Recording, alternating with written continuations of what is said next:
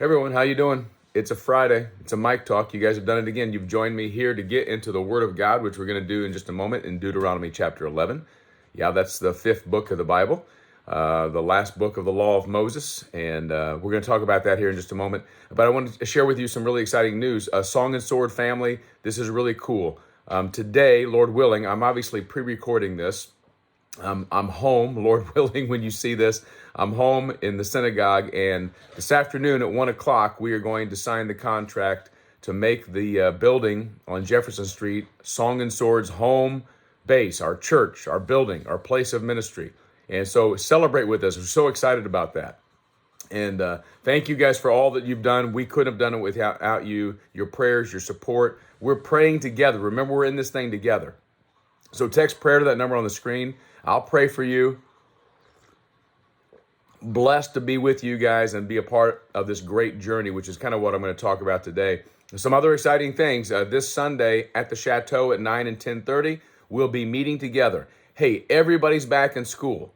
Everybody's back doing their thing. We're back in the routine. It's a good time for people to go to church. Invite your friends. Invite your family. Come to church. It's a Bring a Friend Sunday, this Sunday. I'm going to preach about the generosity of God that's amazing. And I can't wait to share the word with you. Go to songandsword.com /.149 to get all the information about upcoming dates. We're going to do a year celebration of Song and Sword Church, September 8th. More information on that is coming up. God is just doing an amazing amount of things. Actually, this Sunday is a ministry fair, chance to sign up and be a part of ministry. I can't even share it all. But my heart is full today. Hope you guys are well. And I'm thankful for a chance to share the Word of God with you today. Here's Deuteronomy chapter 11. Deuteronomy chapter 11. We're going to start with verse 22. This is God talking through Moses to the people of God. And he's just given them a bunch of instructions about how to teach their children and how to walk in the ways of the Lord. Chapter 11 of Deuteronomy, verse 22 says this, "For if you will be careful to do all this commandment that I command you to do, loving the Lord your God, walking in his ways, and holding fast to him, then the Lord will drive out all these nations before you, and you will dispossess the nations greater and mightier than you. Every place on which the sole of your foot treads shall be yours. Your territory shall be from the wilderness to the Lebanon, and from the river to the river Euphrates to the western sea. No one shall be able to stand against you. The Lord your God will lay the fear of you and the dread of you on all the land that you shall tread, as he promised." Obviously, the context of this is Moses has just gotten the people to the edge of the promised land. He's getting ready to pass the baton to Joshua. He's given his last minute speech, and Joshua's getting ready to lead the people into the land of Canaan. And here's the really, really cool part of this. Moses is talking to the children of Israel about the halak, the walk, the journey. And this is where our paths coincide with the Old Testament people of God, because what did Jesus talk about basically was following him, and he was the way, and the way to God is through him.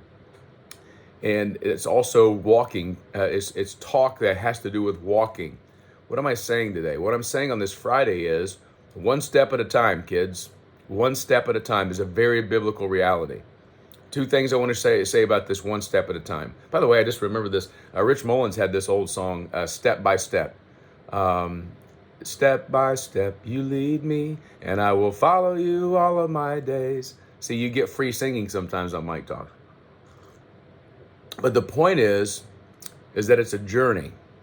It was a journey for Abraham. God said, every place you step in this land, I'm going to give you. And now Moses is saying to the people of God, wherever you step your foot, everywhere you go. You look at this says, every place on which the sole of your foot treads shall be yours.